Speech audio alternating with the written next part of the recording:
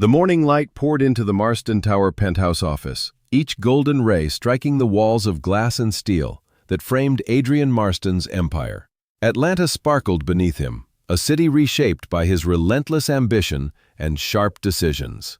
At 32, he had turned vacant lots into towering monuments, neighborhoods into profitable landmarks, and whispers of risk into fortunes counted in the hundreds of millions. Today, the navy suit fitted snugly across his broad shoulders, his tie perfectly aligned, his hair cut to ruthless precision. He prepared for what he assumed would be just another interview, another chance to display the gleam of success without revealing the shadows underneath. Felix Hart adjusted his glasses, the reflection of the cameras gleaming in their lenses. He had made his name turning casual conversations into viral sensations. His podcast thrived on extracting statements that cut through corporate polish. He tapped the microphone and grinned at Adrian. We live in 3, 2, and 1. Welcome, everyone. Today on The Blueprint, we sit with Adrian Marston, Atlanta's most eligible bachelor and real estate titan. Adrian flashed his polished smile. Happy to be here. The first questions were predictable. Skylines conquered, buildings financed, the philanthropic arm that bore his family's name. Then Felix tilted the conversation. And what about your personal life, Adrian? The city must be curious. You work 80 hours a week, but surely make time for companionship. What is your type? Adrian leaned back, posture relaxed but eyes narrowing. His brand had always been unfiltered truth. He knew that was why millions listened, why investors admired his audacity. He believed honesty sold better than charm. So he let the words fall, sharp and careless. I like my women and I want my buildings. Sleek, uncomplicated, elegant. Curvy black women are not my type. Too much attitude, too much drama. The sentence hung in the studio air, echoing off glass and steel. Felix blinked, momentarily unsettled, before covering with a professional nod. Well, that is specific. He shifted quickly to safer ground, but the damage had already rooted itself, invisible yet unstoppable. When Adrian stepped from the set, Nina Chen was waiting in the hall, his schedule clutched like a shield. The interview went well, he declared, scanning his watch. Nina's lips pressed into a thin line. Sir, that comment about your dating preferences is already spreading online. Adrian dismissed it with a wave. People respect honesty, they always have. Nina hesitated, perhaps check your phone. Hours later, the storm had grown teeth. Hashtags boiled across feeds. Boycott Marston trended on every platform. Women's groups called for apologies. Activists organized petitions. Contracts worth millions wavered on the edge of collapse. Adrian scrolled through headlines, his jaw tightening. Ridiculous. It was just an answer. Nina spoke quietly from across the desk. Your mother has called. Twice. The name Evelyn Marston carried weight heavier than steel beams. She had held the family together through disgrace and fortune, and she alone could make Adrian feel like a boy who had failed a lesson. He silenced the ringing phone, unwilling to face her disappointment. Then another blow landed. Nina handed him a tablet. The Wilson contract is gone. Values mismatch. Across town, the news reached a different kitchen. Warm light danced across counters dusted with flour. The air smelled of cinnamon and roasted garlic. Zara Coleman slammed dough against the counter with ferocity.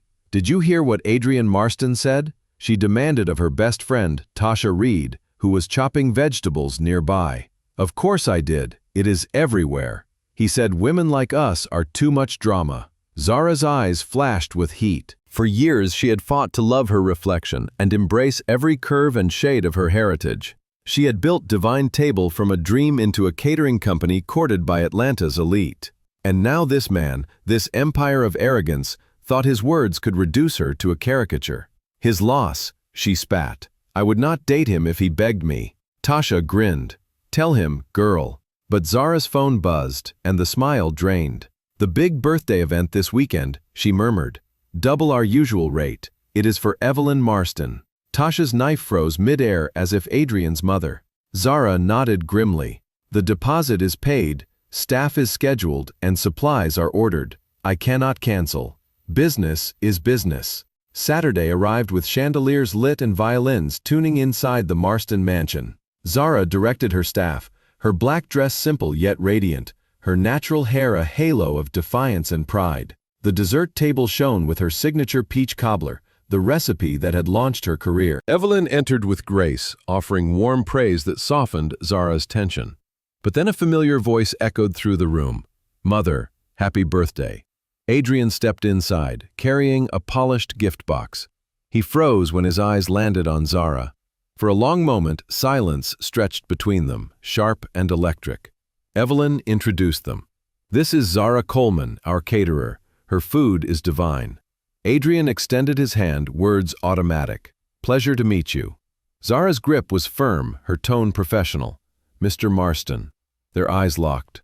Adrian felt something unfamiliar instantly, like she saw through every layer of his cultivated armor. Later, drawn to the heat of the kitchen, he followed her. "The food is extraordinary," he said awkwardly. "Do you own a restaurant?" "Just my company, Divine Table," she replied, her voice even. Adrian nodded, unsettled by his own nervousness. "I am impressed. Mother is particular." Zara inclined her head. "Thank you." She turned back to her staff, leaving him standing as if dismissed, a sensation alien to him. Throughout dinner, Adrian's gaze trailed her, against his will. Evelyn leaned close. "She is lovely," she whispered. "Not your usual type." The reminder stung. Everyone saw the interview, everyone judged.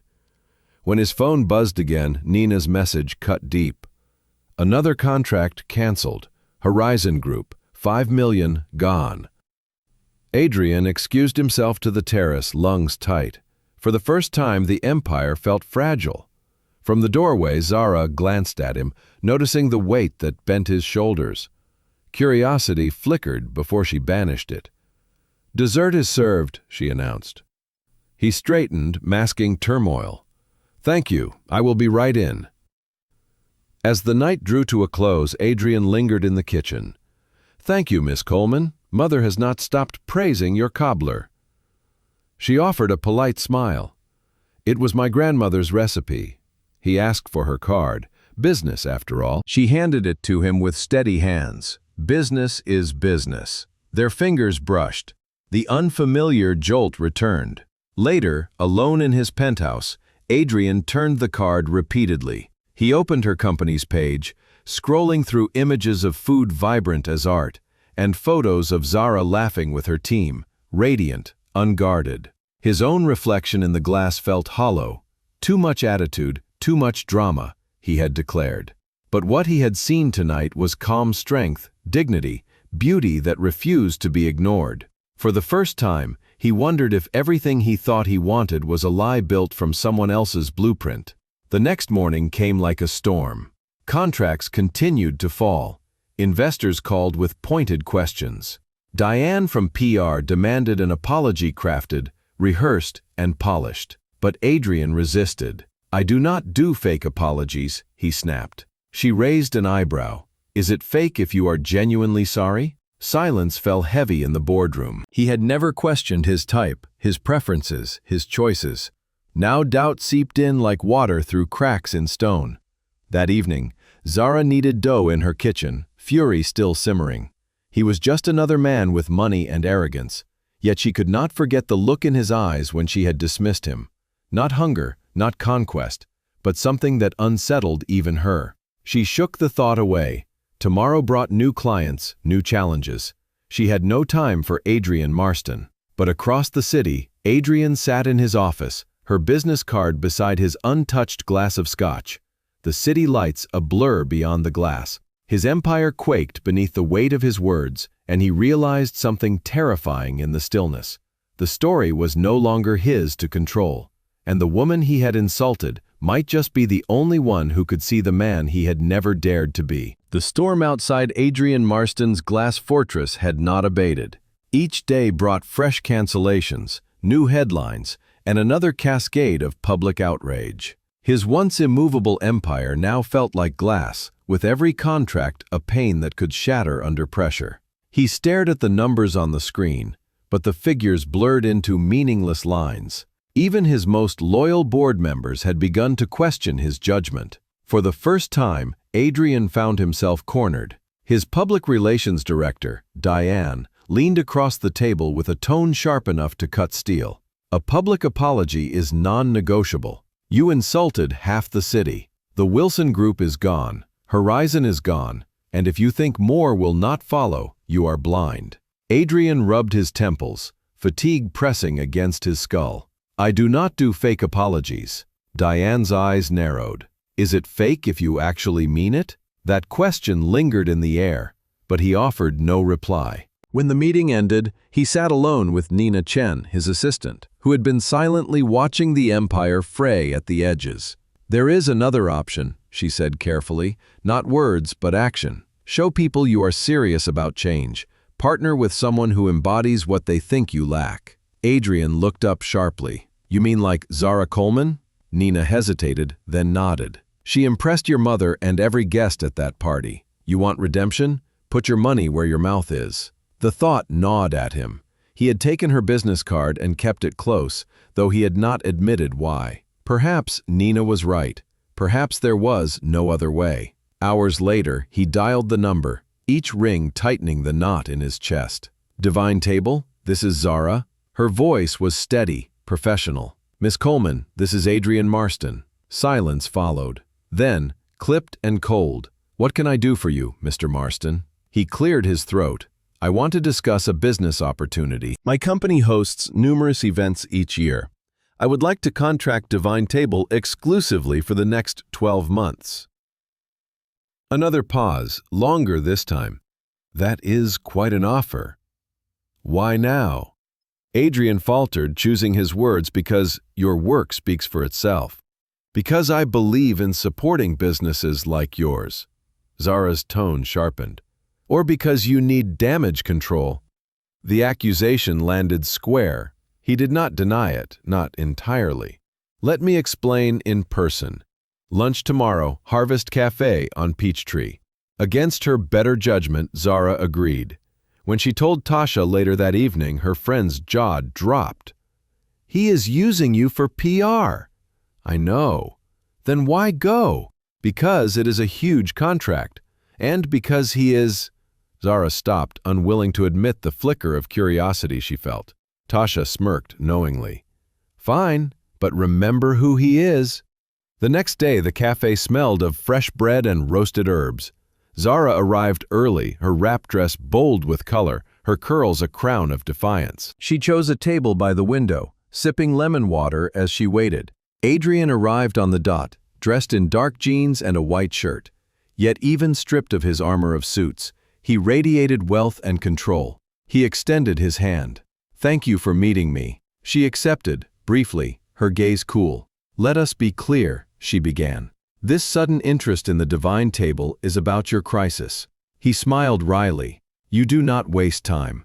She leaned forward. I cannot afford to. He studied her face, then nodded. Yes, my team suggested it. But I chose you because your work was exceptional. Business is business.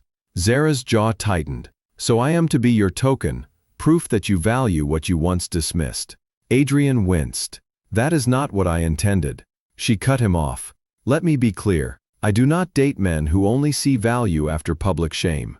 The words spilled before she could stop them, and a flush rose to her cheeks. Adrian's expression shifted, startled. This is not about dating. This is about business. She regained composure. Then, as a business proposition, I decline. She began gathering her purse, but he raised a hand. Wait, please. His voice dropped lower, more raw. You are right to be suspicious, but there is more. That comment I made has haunted me, not just because of the backlash. Because I do not even know why I said it. I grew up under someone else's rules, my aunt's vision of what a Marston man should want. Thin, polished, acceptable. I never questioned it until I met you. Zara sat back, surprised by his candor. The waiter arrived, giving her time to think. She ordered a salad and a sandwich. When they were alone again, she said firmly, that does not excuse what you said. No, it does not, and I am sorry. Not because I lost contracts, but because it was wrong. She studied him, trying to measure sincerity. This contract offer is partly PR. Yes, he admitted, but it is also me trying to do better. Your company deserves it, and I want to get to know you better, professionally. Zara tapped her fingers on the table. The contract would be life-changing. Steady income, exposure, opportunity. But at what cost? I will think about it. Send me the details. Relief softened his posture. That is all I ask. They ate quietly, and the conversation drifted to food, architecture, childhood, and ambition. For the first time, Adrian listened more than he spoke, and despite herself, Zara found the edge of her hostility dulling. When the bill came, he paid despite her protest. Consider it an apology for wasting your time if you say no. Outside, beneath the afternoon sun, they paused. Adrian said, I will have Nina send the contract today. Zara nodded. I will let you know. As she turned, he called her name softly. Thank you for being honest. Not many people are. She offered a small smile. I do not know another way to be. Back in her kitchen, Tasha demanded every detail. Zara chopped vegetables with unnecessary force. He admitted it was PR, but he seemed genuine. He told me about his aunt. Tasha rolled her eyes. The old upbringing excuse. Zara shook her head. No, he took responsibility. And the contract is incredible. But I do not want to be his redemption story. Later that night, the email arrived. The terms were generous beyond expectation. Exclusive rights, substantial retainer, flexibility for other clients. Even her lawyer found no flaws. Still, Zara hesitated. Then the phone rang again. Evelyn Marston. Dear, I hope I am not intruding. Not at all, Mrs. Marston. Evelyn's voice was warm. I need a caterer for the Children's Hospital Gala. My previous one was cancelled. Would you consider it? Zara smiled despite her turmoil. I would be honored. When the call ended, she sat in silence. Adrian's world was pressing in on hers from every direction. Tasha glanced at her. So what now? Zara set down her knife. I will decide on my terms. If Adrian Marston truly wants change, he will have to prove it. The Marston mansion glowed like a beacon as evening descended over Atlanta. Chandeliers sparkled behind tall windows. Soft music drifted through the halls, and staff scurried in polished shoes across marble floors. Zara Coleman stood in the kitchen at the storm's center, her black dress shielded by an apron, her voice steady as she directed her team. Every platter, every garnish, every glass of wine had to be perfect. Evelyn Marston had entrusted her with the hospital charity gala, and Zara would not let that trust falter. But beneath her calm exterior, a storm churned. She knew Adrian was coming. He had agreed to her conditions without flinching. Conditions designed to test his resolve. No publicity without her approval, direct involvement in menu planning, and most audacious, his participation as staff at this very gala. He would put on the apron and work alongside her team if he wanted to prove serious. She half expected him to back out at the last moment. Men like him were not accustomed to serving canapés. At precisely 4 o'clock, the kitchen doors swung open and Adrian stepped inside. He wore crisp black trousers, a plain white shirt, and a tentative expression that made him look almost out of place. Reporting for duty, he said, attempting a smile. Zara handed him an apron without ceremony. First lesson. Nothing gets served until prep is finished. You are on vegetable duty. Adrian rolled up his sleeves, exposing forearms more used to signing contracts than wielding knives. Zara observed as he took up the cutting board. His first slices were clumsy and uneven, but he said nothing.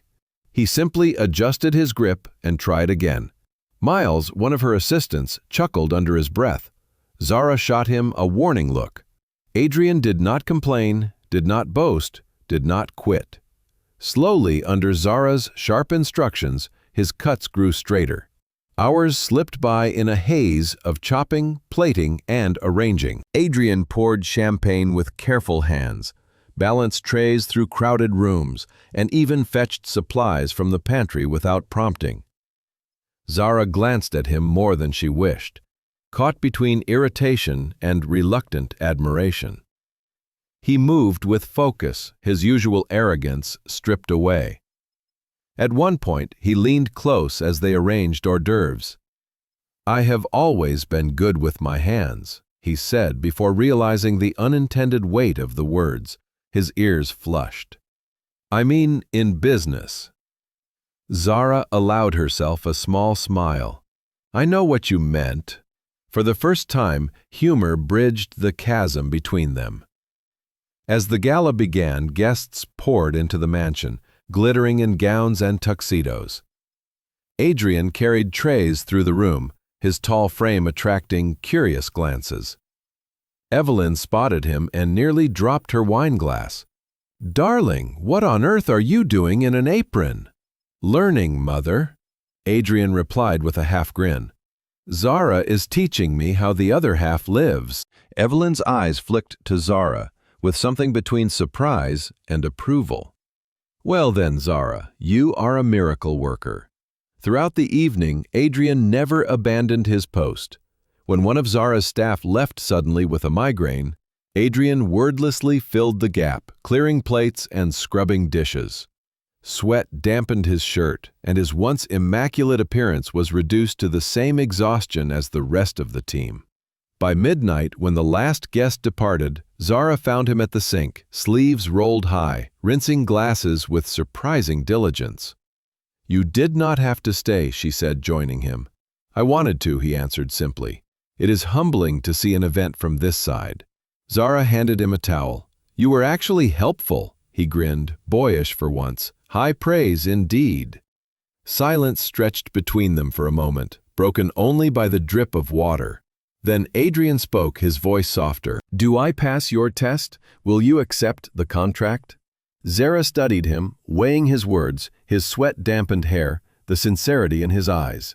"Yes, but this partnership is strictly professional. I meant what I said about not dating men who only see value after public shame." Adrian nodded slowly, repeating her words as if engraving them into himself. "I understand. Then let us be partners, friends, if you allow it." "Friends," Zara agreed cautiously. Later that night, as she packed up trays and leftovers, Evelyn entered the kitchen. "Everyone raved about your food," she said warmly. "The hospital director wants your information for their next fundraiser." Zara felt pride rise in her chest. "Thank you." Evelyn turned to her son. "Adrian, Senator Harris asked about your downtown project. He seemed impressed after I mentioned your new diversity initiatives." Adrian frowned. "What diversity initiatives?" Evelyn waved her hand. "Your partnership with Divine Table, of course." I may have embellished. When Evelyn departed, Adrian sighed. "My mother means well, but now I have to invent diversity initiatives overnight." Zara hesitated, then spoke. "I might know people, other small businesses that could use support." Adrian looked at her with genuine interest. "Tell me more." The following week found them seated in his office, portfolios and menus spread across the polished conference table. Zara presented 3 options for an upcoming corporate event.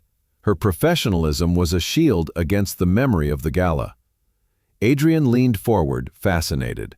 "The fusion dishes, perfect. Clients will love them." Zara allowed herself a slight nod. "That was my favorite too. It blends my grandmother's recipes with modern technique." Their eyes met briefly, then shifted away, a spark unspoken. When they packed up, Adrian hesitated about those diversity initiatives. "We should discuss them further over dinner." Zara raised a brow. "Dinner sounds suspiciously personal. Call it a working meeting. Ethiopian, Friday night." Zara weighed him carefully. "Fine, but remember, strictly professional." He smiled, though disappointment flickered in his eyes. Friday came, and the Ethiopian restaurant glowed with warmth. Low tables, woven baskets, the rich scent of spices. They shared a platter with their hands, the intimacy of the meal undeniable. Conversation flowed from business to childhood memories, from architecture to culinary dreams. Zara spoke of her vision to open a school for underprivileged youth, teaching cooking as a path to opportunity. Adrian listened with intensity, his expression free of pretense. "I have properties if you need a space," and he offered them softly. She raised an eyebrow, offering another business deal, Mr. Marston, number, offering help. As they left, the street lamps painted them in amber light. Adrian paused, heart pounding. "Zara, I cannot pretend it is just business these weeks with you anymore." She froze, walls rising. "I need time, Adrian." His eyes searched hers. "Take all you need. I am not going anywhere. But the fragile trust would soon be tested. On Monday, Zara arrived at Marston Tower for another meeting. Voices drifted from the conference room. Diane, his PR director, was speaking to others. The diversity initiative is working brilliantly.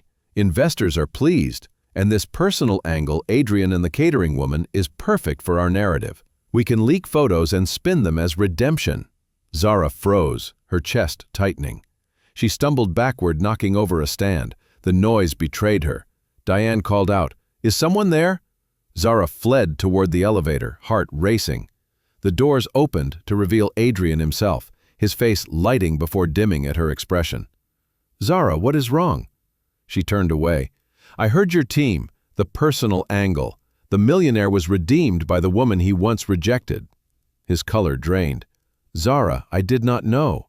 "Save it. I knew this was about PR. I was a fool to believe otherwise."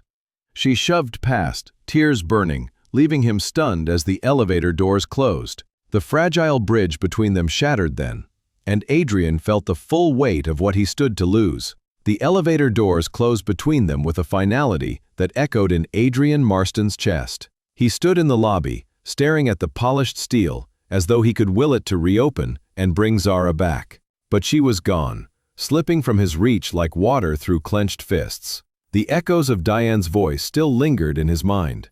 Personal angle, redemption arc, the catering woman. The betrayal stung sharper than any lost contract. He stormed back into the conference room, every step laced with fury. Diane looked up, startled at the blaze in his eyes. "Adrian, we were just reviewing strategy. Do not lie to me." His voice was low, dangerous. Zara heard every word. "She left in tears because you turned her into a narrative, a commodity, a storyline for investors." The room fell silent. Diane recovered quickly. "This is a strategy, Adrian. It is about saving your empire." Adrian laughed bitterly. "My empire just cost me the one person who saw me as more than a brand. Cancel it. All of it." Diane frowned. "Be reasonable. We have already invested." Adrian's glare hardened. "You are fired." The words cut the air like a blade. Diane's face drained of color, but she dared not argue further. Adrian left before the silence turned into murmurs. In his office, he tried calling Zara again and again. Each call went to voicemail. He sent messages, paragraphs of explanation and apology, but none were answered. By evening, he dismissed his meetings, ignored his investors, and left the tower with only one thought pounding through him: fix this. At Divine Table, Zara kneaded bread dough ruthlessly, each slam against the counter a release of rage. Tasha watched, arms crossed. "So that is it. You will just walk away from the most significant contract of your life." Zara's hands did not pause. "I will not be anyone's prop." "Did he say you were?" "He did not have to. His team said enough." Tasha sighed. "His team is not him. You should at least hear his side." Zara snapped her head up, eyes fierce. "Whose side are you on?" "Yours, always. But I have seen how you look when he walks into a room. That is not nothing." Zara pressed her lips tight, refusing to answer. The kitchen door burst open. One of the younger assistants rushed in, breathless. "Zara, someone is here to see you. Tell Adrian Marston I am not available." The assistant shook her head. "Not Mr. Marston, his mother." Evelyn Marston swept into the kitchen like a calm tide, dressed simply but with the elegance of someone who had long ago learned power did not need to shout. "Zara, dear, I hope I am not interrupting." Zara stiffened. "Mrs. Marston, this is not a good time." Evelyn's eyes softened. "I know. Adrian called me. He is beside himself." Zara turned away, her hands dusted with flour. "I am not interested in his excuses." Evelyn stepped closer. "No excuses. What his team did was horrible. Using your name for publicity was unforgivable." Zara looked up sharply. "Then why are you here?" "Because my son has fired his director, canceled the campaign, and is sitting outside in his car too afraid to face you." Evelyn's voice was steady, unflinching. "And because I have never seen him like this." Zara's chest tightened despite herself. Evelyn continued, her voice lowering with regret. "Adrian grew up with broken examples of love. His father left when things got difficult. I was too consumed with my own pain to be present. My sister Aurelia filled the void with rules about appearances, status, and type. That shaped him, but it did not define him. Meeting you has shaken all of that. He is changing, Zara. Zara wanted to scoff, wanted to cling to her anger, but Evelyn's eyes held hers with such honesty that the walls she had built began to crack. Just talk to him, Evelyn urged. If you still want nothing after that, I'll ensure he respects it. Evelyn left the kitchen quietly, leaving flour and silence behind. Tasha nudged Zara gently. Go, at least hear him. Zara wiped her hands and stepped outside into the cooling evening air. Across the street, Adrian's sleek black car idled. When he saw her approach, he jumped out, his usual polish disheveled, his tie loose, his hair mussed as if he had run his hands through it 1,000 times. Zara, thank you for coming out. Your mother is persuasive, she always has been.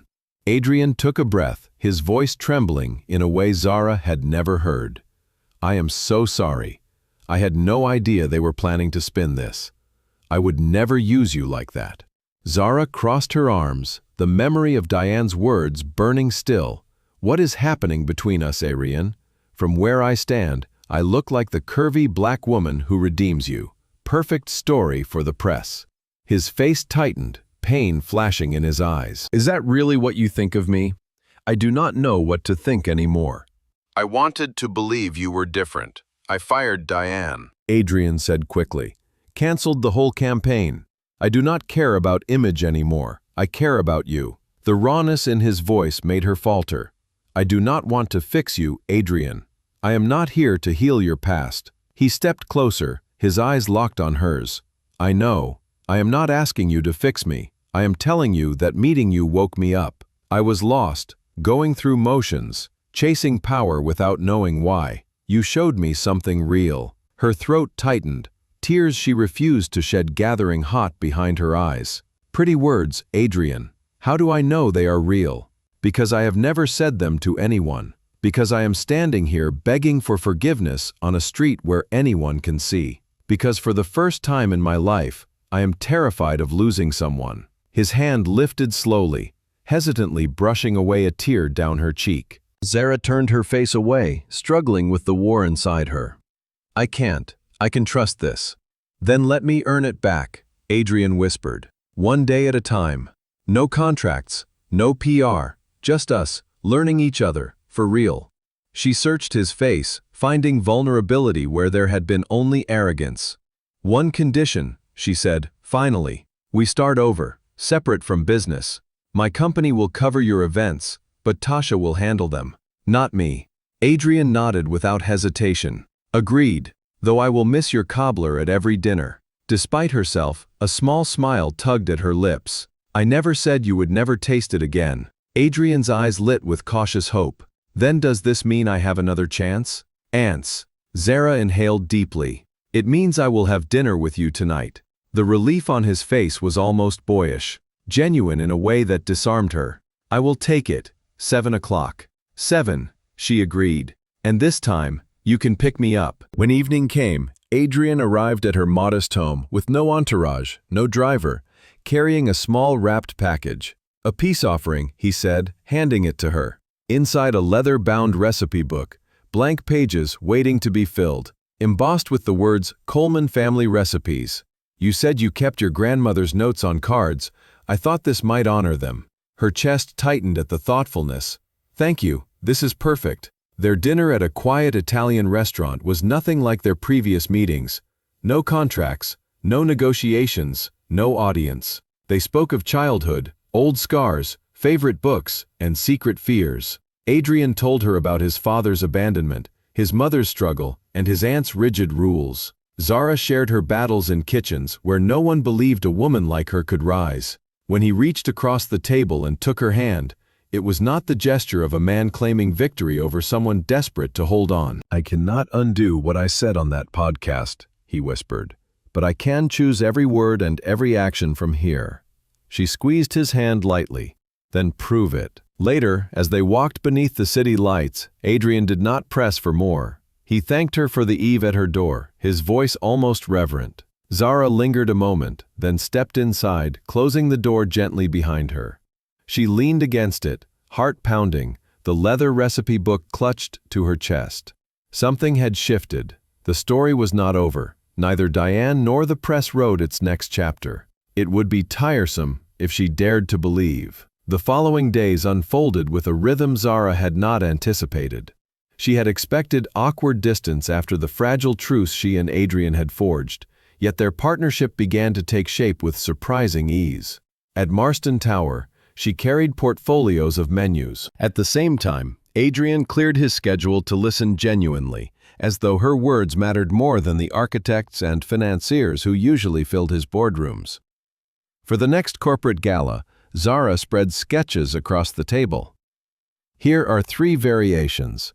The first is traditional with a modern polish. The second is global fusion, with ion, bold flavors but a familiar structure. The third combines heritage dishes from my grandmother's table with new techniques. Adrian studied each carefully. "The third one," he said. "Clients will love it." Zara allowed herself a small smile. "It is also my favorite." The moment hung soft and unguarded before she quickly gathered the papers. "This is business," she reminded herself, "always business." But business had begun to shift in ways neither of them could ignore.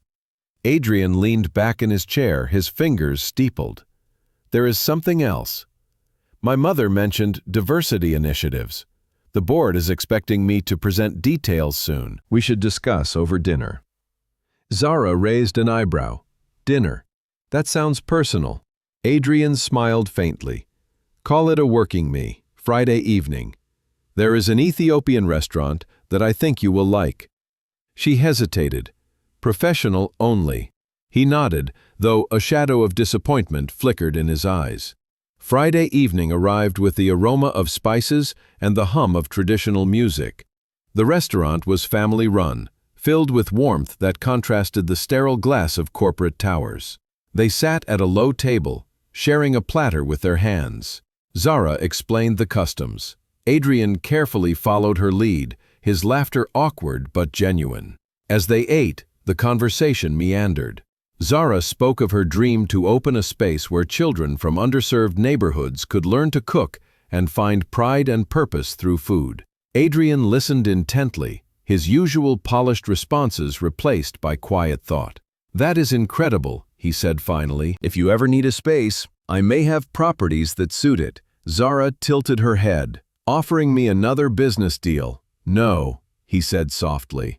"Offering help." She saw not the billionaire with gleaming towers behind him for the first time, but a man stripped of performance, uncertain yet earnest. She fought the tug in her chest, reminding herself of the sting of betrayal only days before. Outside, under the glow of the street lamps, Adrian paused. "Zara, these weeks with you have changed me. I cannot pretend it is just business anymore." She froze, her defenses rising. "I need time." His gaze held hers, unwavering. "Take all you need. I will wait." The words lingered long after she returned home. She tried to bury them in the rhythm of her kitchen, in the chop of knives and the hiss of pans, but they echoed each time she closed her eyes. On Monday morning, Zara arrived at Marston Tower with her notes. The hallway buzzed with the click of heels and the murmur of voices. She heard Diane's voice carrying through the crack as she approached the conference room. Diane said, "The diversity initiative is working brilliantly.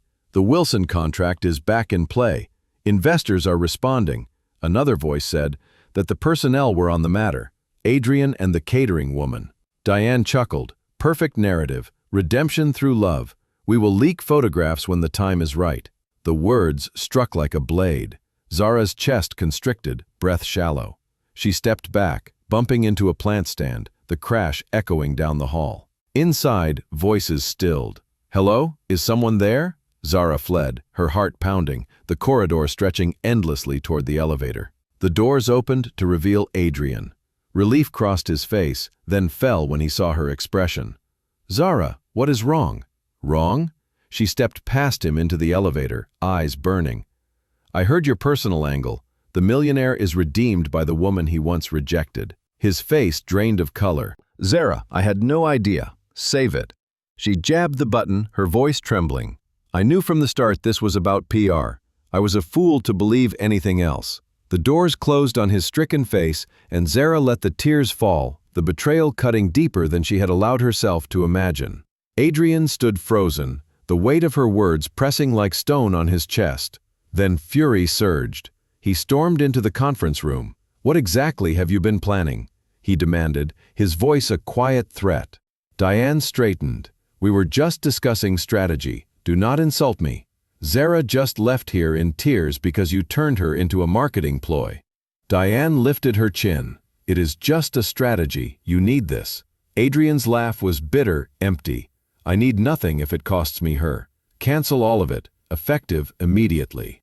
Diane faltered. "Adrian, be reasonable. We have invested too much." His voice sharpened. "You are fired." The room erupted in stunned silence, but Adrian did not wait for a response. He left, his steps echoing down the corridor. Back at Divine Table, Zara poured her anger into work. She kneaded dough with ferocity, and each slam on the counter was a release. Tasha hovered nearby. "So it is over." Zara did not look up. It was never real. He never meant any of it.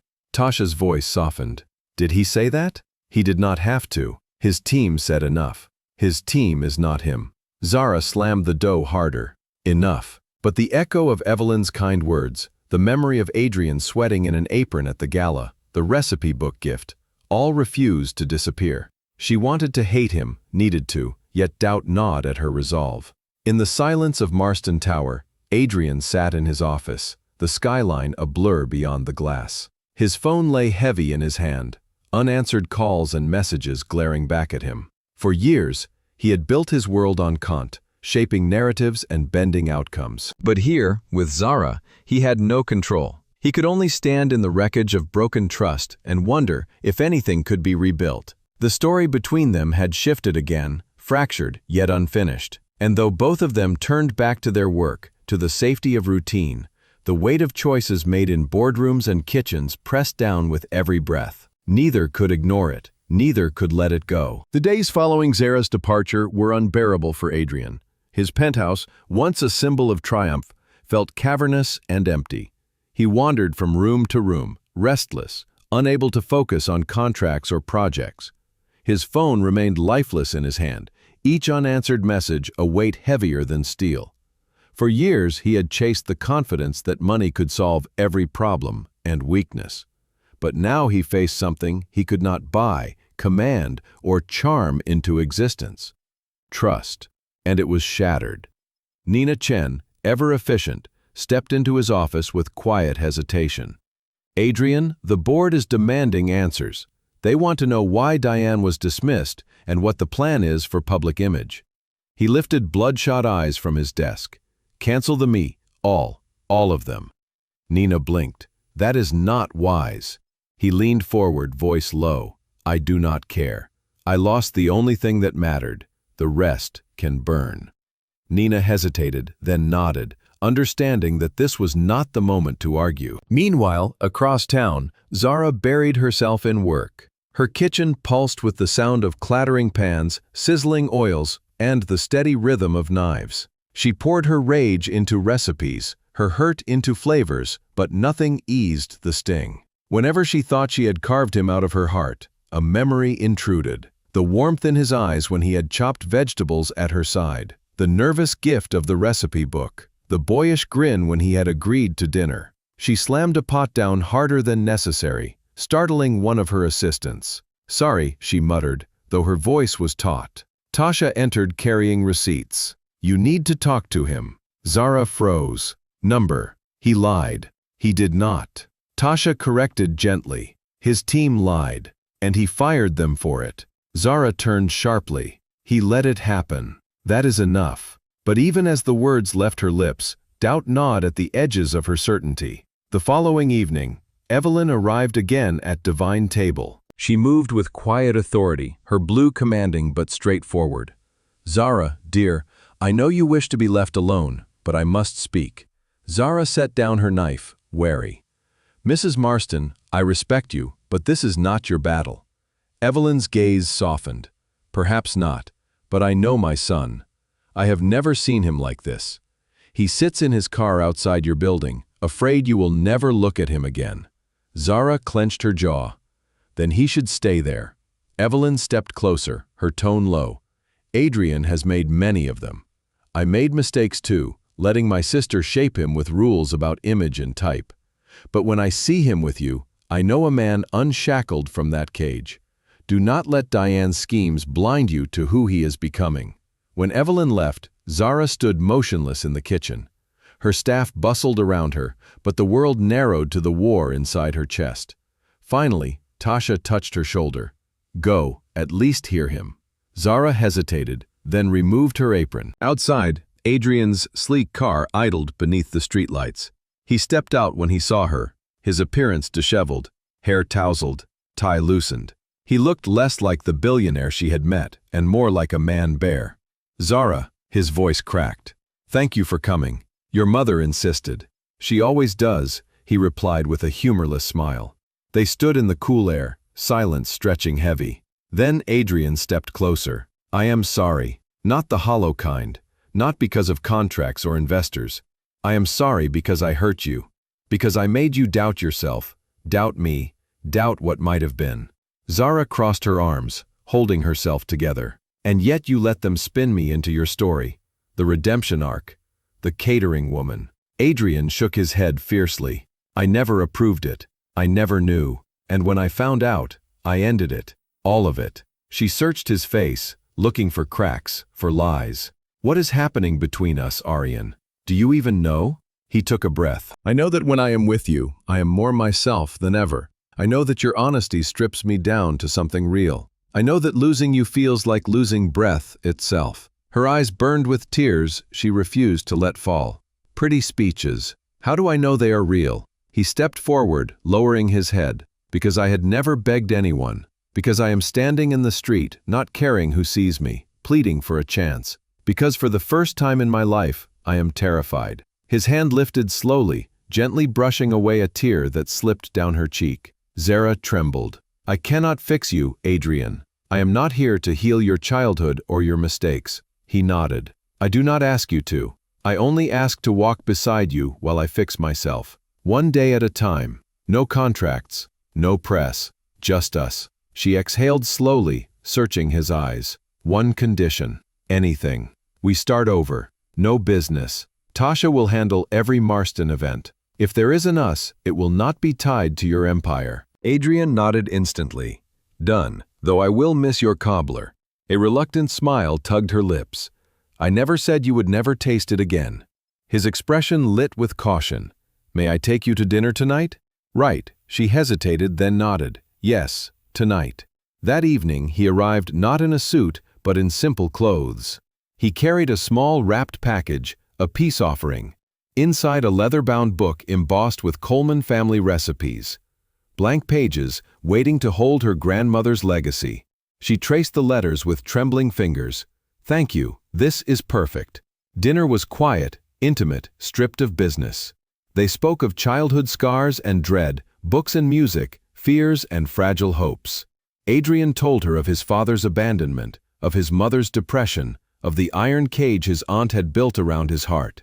Zara shared her battles in kitchens that dismissed her. Her fight to believe her body and heritage were enough. When he reached across the table and took her hand, it was not with arrogance, but with reverence.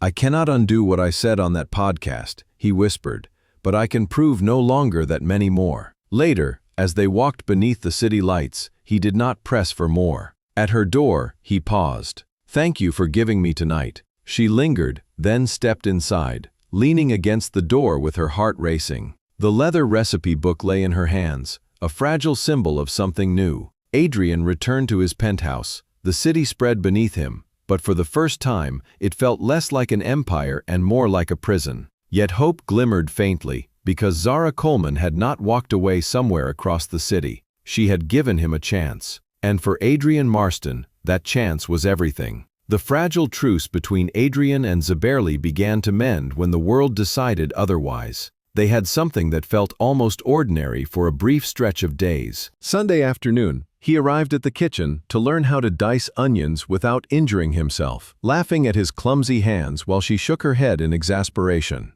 She discovered that beneath the polish and sharp edges lived a man who desperately wanted to learn how to make something as simple as pasta with his 2 hands. But life reality let them hold on to peace. On a quiet Tuesday morning, Zara's phone rang as she prepped breakfast orders. It was Tasha, her voice urgent. "Zara, you need to see this, now." Confused, she wiped flour from her hands and pulled Tasha's link sent. City Style magazine. The headline blazed across the screen. Millionaires' change of heart. The woman who changed Adrian Marston's type.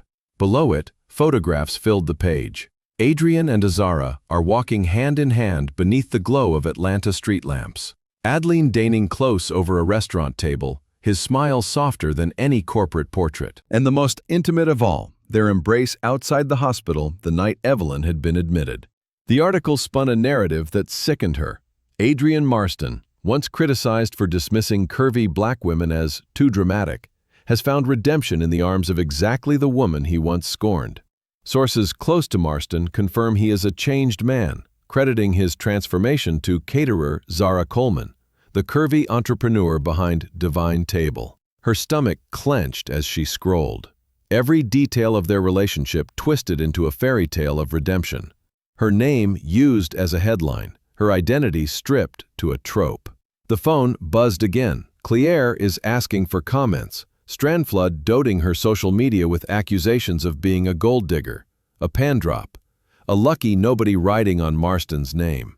The kitchen blurred as rage and fear swelled together, precisely what she had feared. Meanwhile, Adrian sat in his office when Nina burst in, tablet in hand. "You need to see this." His jaw tightened as he scanned the article. Every muscle in his body went rigid.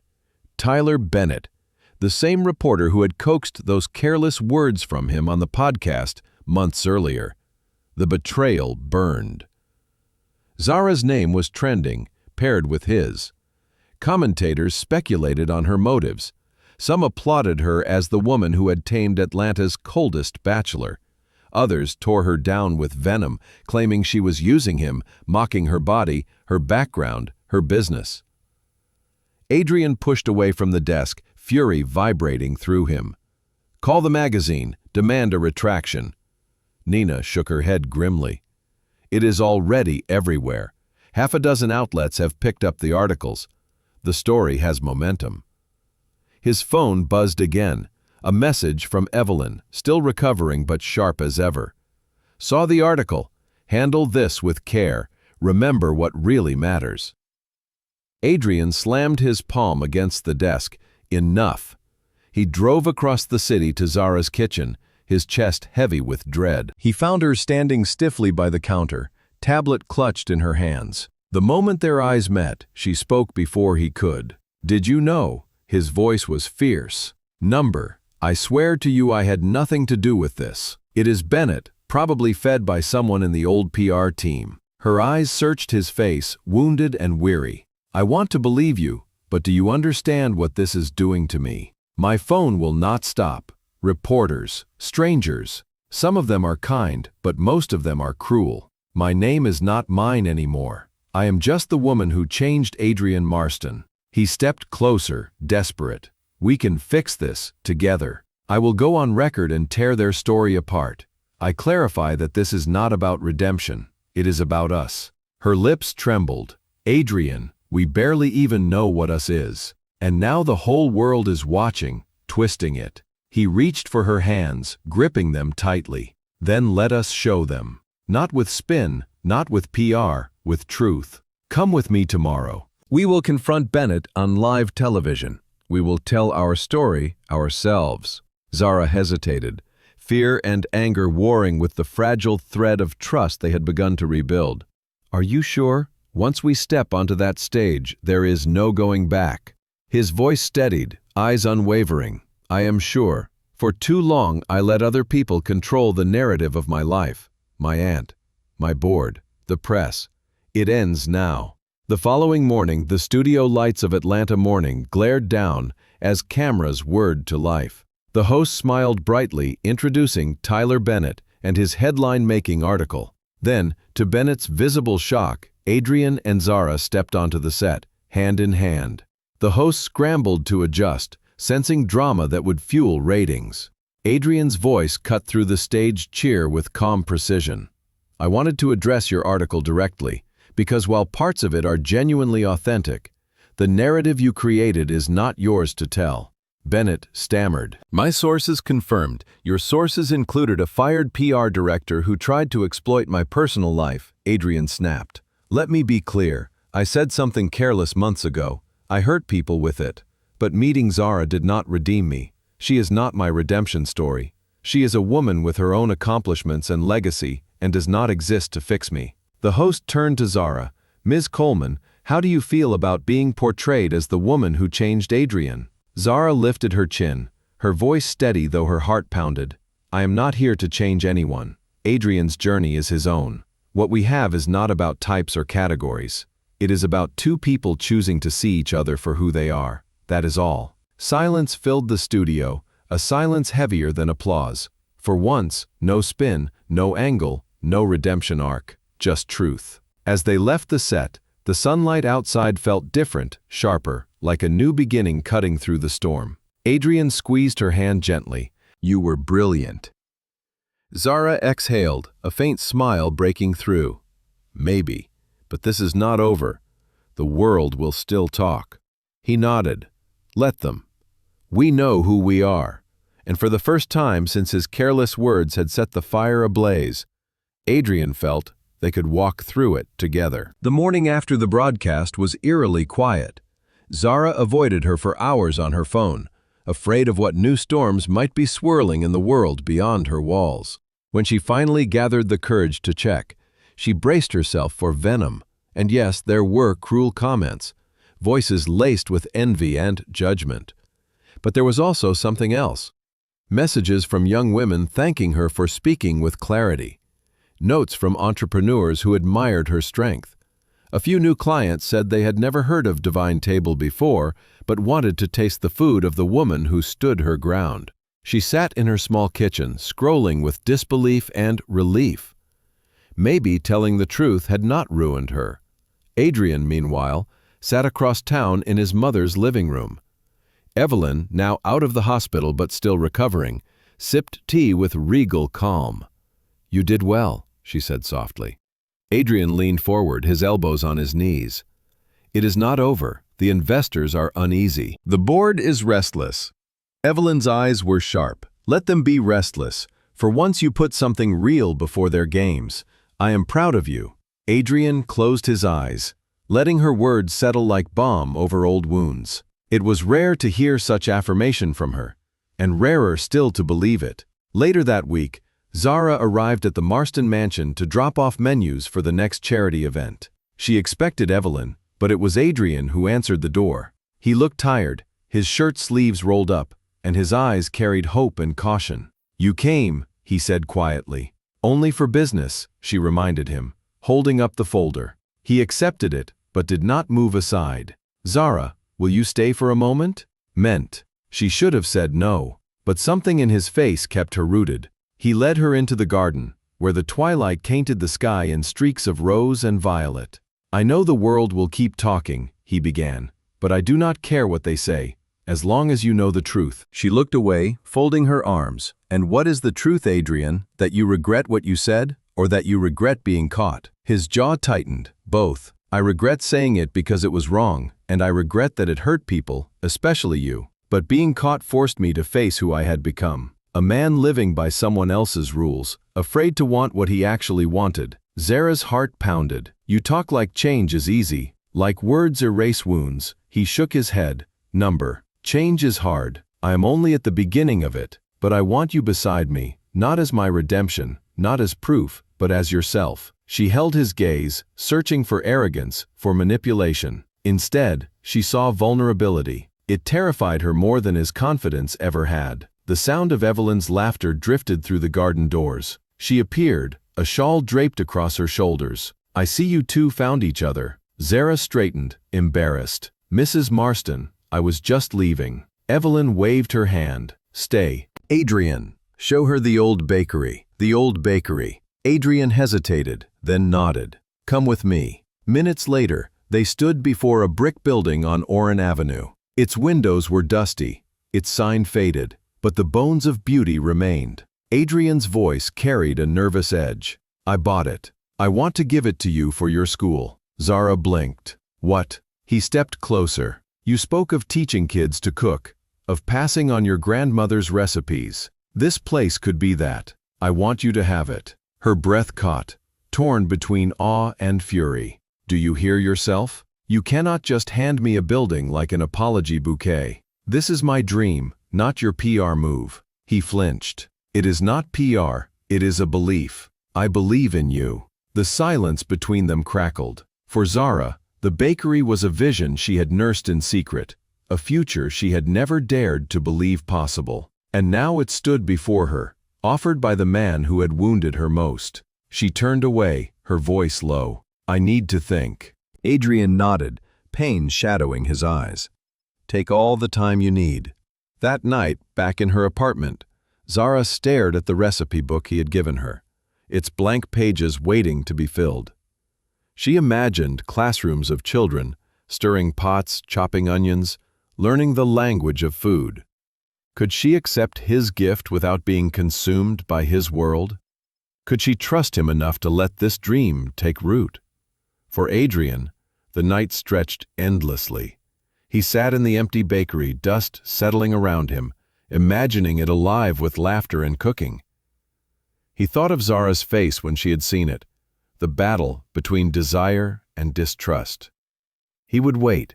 He would prove. He would not let the walls between them stand forever. And so the fragile sanctuary they had begun to build trembled on its foundation, caught between possibility and fear, between wounds of the past and hopes for the future. Neither knew if it would hold, but neither could deny that something greater than either was stirring, demanding to be faced. The bakery lingered in Zara's mind like a ghost she could not shake. Every time she passed Oran Avenue, her eyes betrayed her, seeking out the faded brick, the shuttered windows, the promise hidden within its walls. It called to her with a voice equal parts hope and fear. She imagined the hum of stoves, the chatter of children learning to measure flour and chop herbs, the smell of simmering sauces filling the air.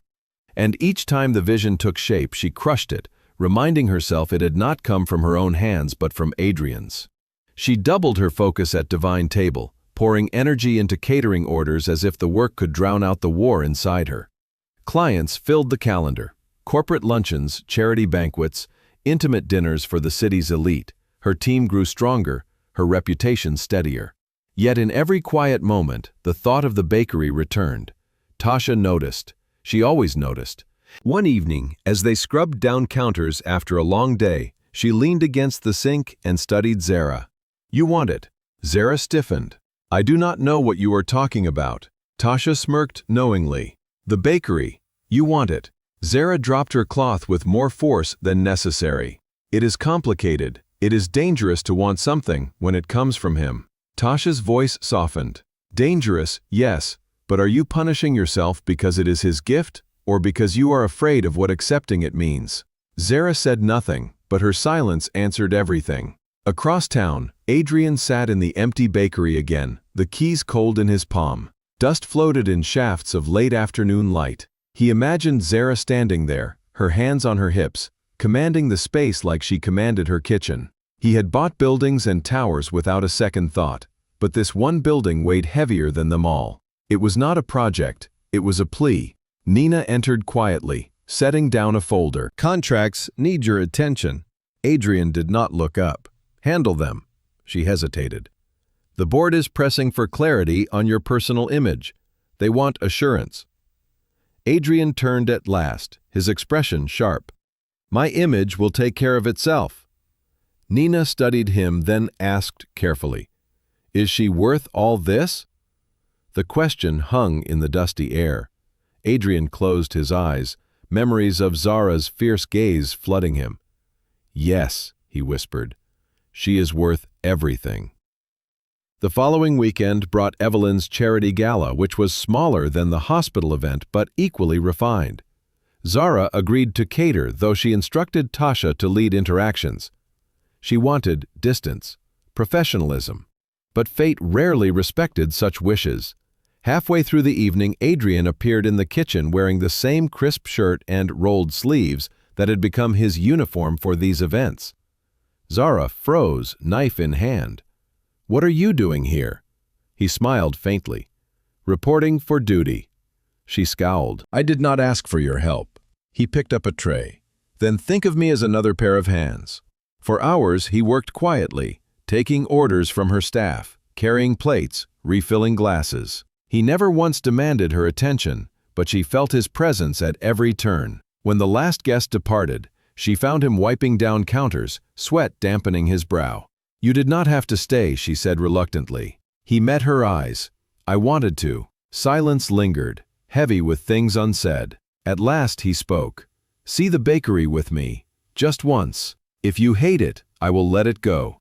She hesitated, then nodded. That night, beneath a sliver of moonlight, they stood inside the abandoned building. Adrian moved slowly, careful not to crowd her. He said, pointing to the high ceilings and the room for kitchen stations, "Over there is a dining hall, and in the back, enough space for a garden." She walked the length of the room, her footsteps echoing. The air smelled of dust and old wood, yet she could see it, the future she had once buried in the corners of her heart.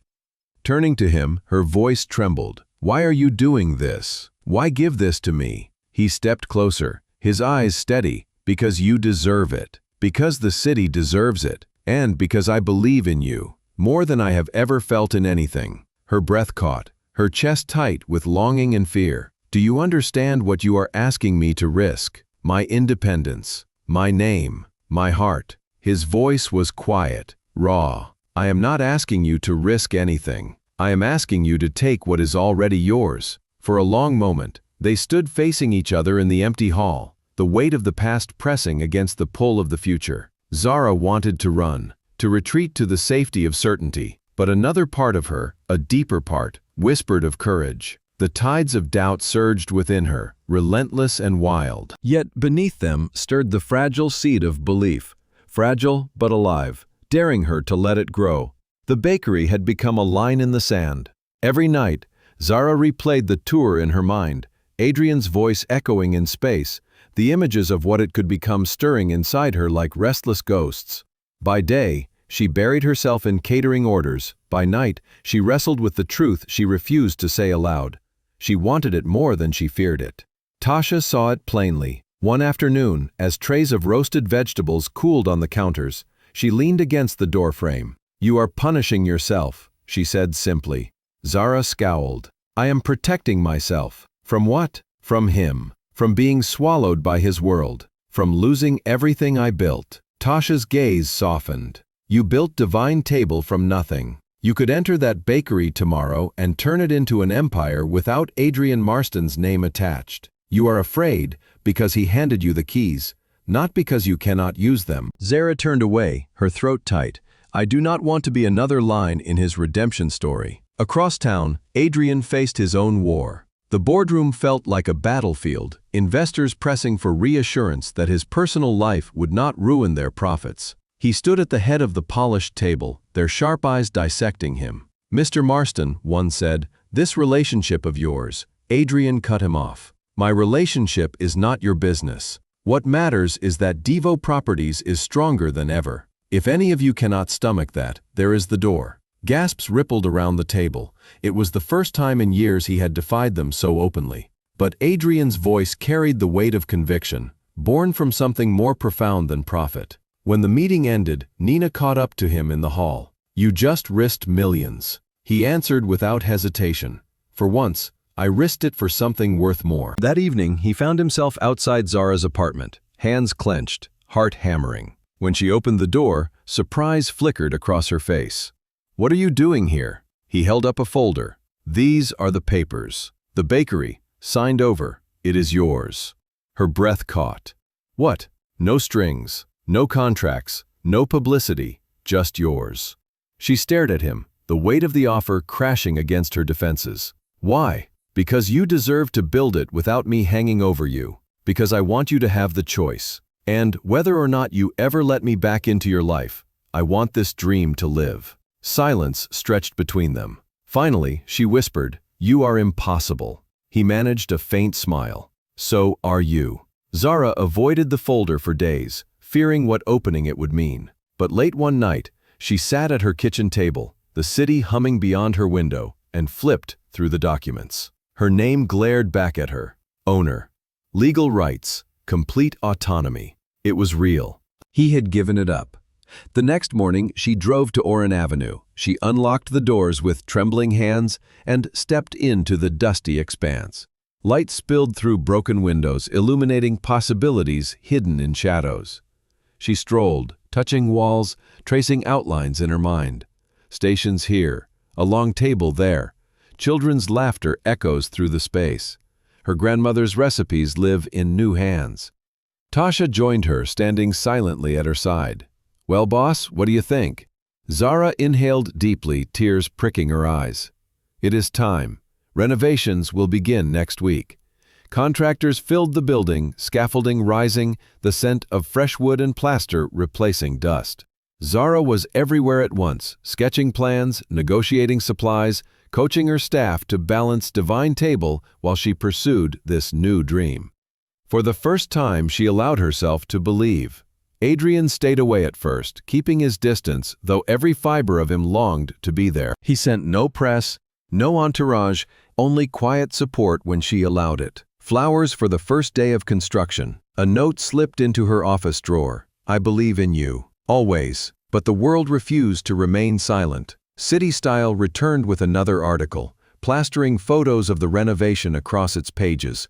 From scandal to sanctuary, Adrian Marston's gift to his curvy muse. Zara's blood boiled when she saw it. She stormed into Adrian's office the next morning, the magazine clutched in her hand. "I told you no PR." He looked genuinely stricken. "I swear this was not me." She slammed the pages down. "They call me your muse, Adrian. Do you have any idea what that feels like?" He rose, his voice breaking. "I know what it feels like to be defined by someone else's story. I lived it my whole life. That is why I gave you the bakery, so your story would finally be yours." The raw honesty in his voice stilled her fury, but the wound remained. She left without another word, the magazine burning in her hand.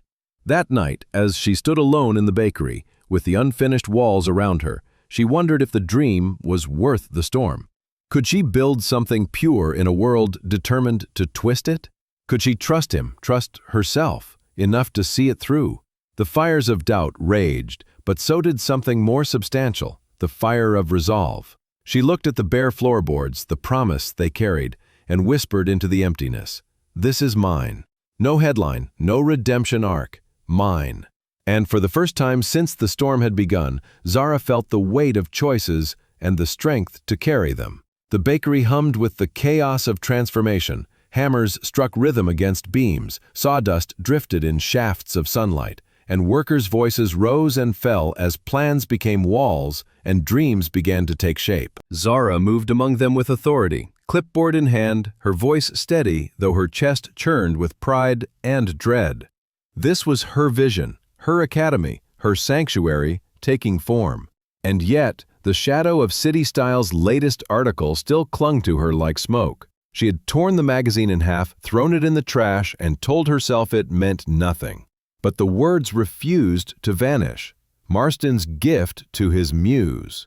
As if she were a pretty inspiration, not a force in her own right. As if her identity were forever bound to his. That evening, she sat in the half-finished kitchen, staring at the blueprint across the counter. Her grandmother's recipe book lay open beside it, its blank pages waiting. She traced the embossed letters with her fingertips, her throat tight. Could she fill those pages if the world insisted on writing her story for her? The sound of footsteps pulled her from her thoughts. Adrian appeared in the doorway, his face taut with restraint. "I should not be here," he said quietly, "but I could not stay away." Zara's jaw clenched. "You promised no PR."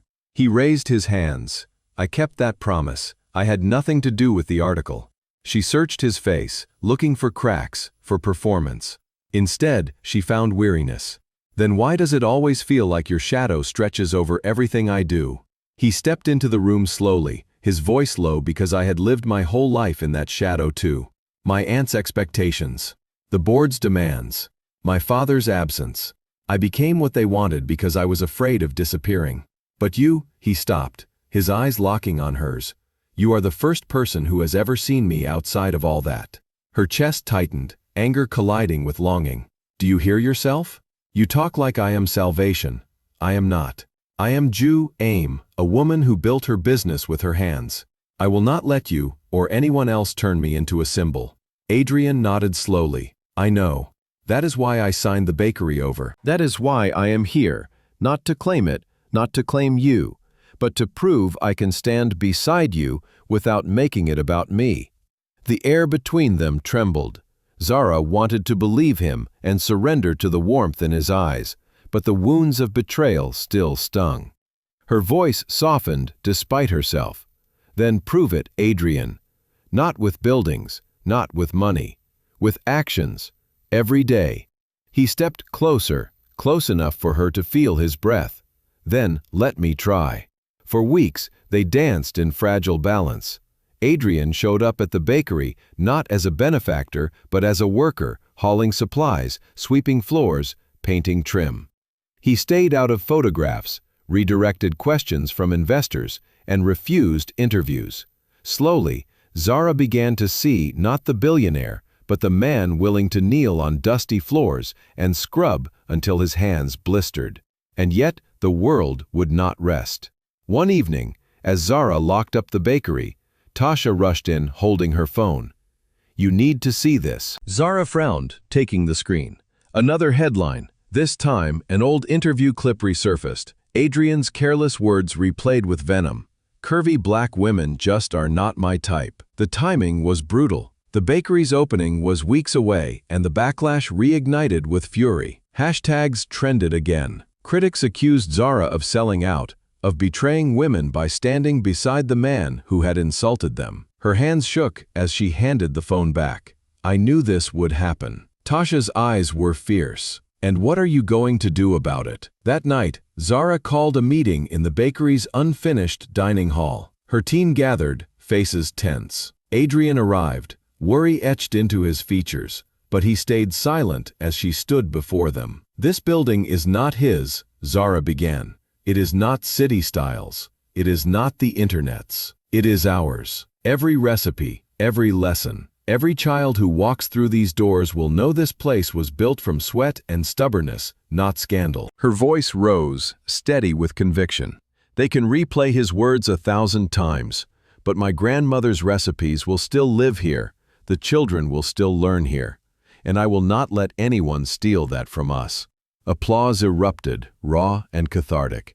Adrian's eyes burned as he watched her command the room with a power he had never possessed. She did not need him. She never had. But perhaps that was what drew him to her most of all. When the meeting ended, Zara found him waiting in the shadows. You were extraordinary, he murmured. She shook her head. I was honest. That is all. He stepped closer, his voice low. Then let me be honest, too. I love you, Zara. Not because you forgive me, not because you change me, but because you are the first person I have ever wanted to fight for more than my empire. Her breath caught, her heart warring with her fear. She had built walls to protect herself, and yet here he was, pressing against them with words that felt real. She whispered, "You do not get to say that unless you mean it." His eyes shone with unflinching truth. I mean every word. The shadows of the past still loomed, whispering of betrayal and doubt. But in that moment, beneath the half-finished beams of the bakery, Zara felt something she had not allowed herself in a long, the beginning of belief. The day of the bakery's grand opening dawned with a sky brushed in gold. Zara stood before the mirror in her small apartment, adjusting the simple but elegant dress she had chosen. Her hands trembled slightly as she smoothed the fabric, not from fear of failure, but from the immensity of what lay ahead. The dream that had once felt like a whisper locked away in her heart was now bricks and mortar, ovens and countertops, laughter and hope. When she arrived at Oran Avenue, the old bakery was unrecognizable. The faded sign had been replaced with bold lettering, "The Coleman Culinary Academy." Inside, sunlight poured through polished windows onto gleaming stations lined with cookware. Banners decorated the walls, each carrying words of her grandmother's wisdom. Food is love. Food is memory. Food is community. Children gathered at the entrance, their eyes wide with excitement. Families stood behind them, some skeptical, others were her ear and guard, and all were curious. Her staff bustled to prepare the first demonstrations, and in the corner, Adrian stood quietly, not at the center, not claiming credit, but watching with pride as if the building breathed life through her and not through him. Zara took a deep breath and stepped to the front. Her voice carried steady and warm. "Welcome. Today is not about it and it is not about him." She nodded toward Adrian briefly, drawing a ripple of laughter. "Today is about you, about giving you the tools and the confidence to create something that feeds more than hunger, to feed dreams, to feed futures." Applause thundered through the hall.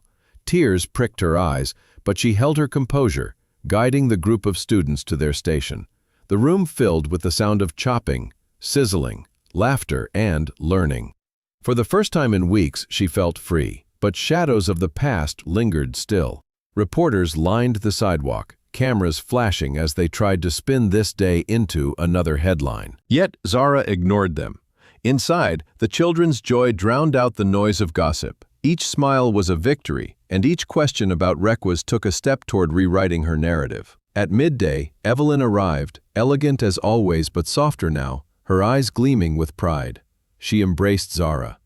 "You have given this city a gift, my dear." Zara smiled. "Thank you." Evelyn leaned close, her voice low.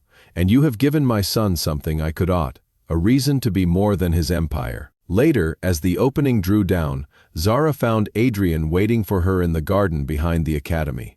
He held no papers, no contracts, no promises of more buildings. Only a small velvet box. Her heart skipped.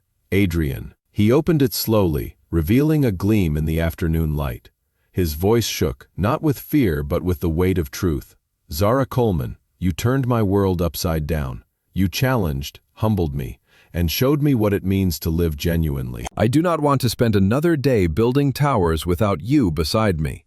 Will you marry me?" The world seemed to still. For a moment, she saw every step that had led them here. The careless podcast comment, the firestorm of scandal, the battles in boardrooms and kitchens, the bakery rising from dust. She saw her grandmother's recipes, her team's loyalty, and the children's laughter echoing in the new academy. And she saw him, not as a billionaire or a redemption arc, but as a man stripped bare, offering his heart. Tears spilled freely as she whispered, "Yes."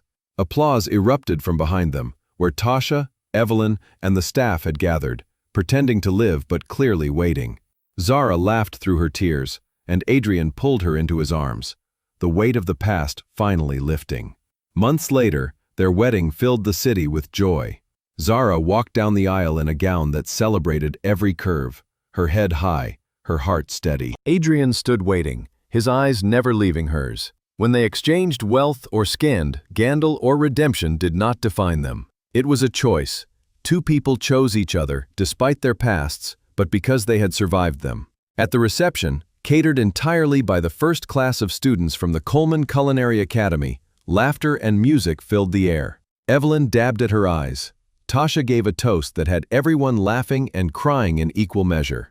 And in the corner of the hall, a framed photo of Zara's grandmother watched over it all, her recipes lying in the hands of a new generation. As the night ended, Adrian and Zara stood together beneath a canopy of stars, hands entwined, the city spread before them. Their story was not perfect. It was not a fairy tale free of scars, but it was real and it was theirs. And as Ad kissed to her forehead, Zara whispered the words that had guided her from the beginning. Food is love, food is memory, food is community. Adrian smiled, his voice low in her ear. And you are my home. Either they stepped into the future, no longer defined by scandal or redemption, but by the life they would build, hand in hand and one choice, one man, one dream at a time.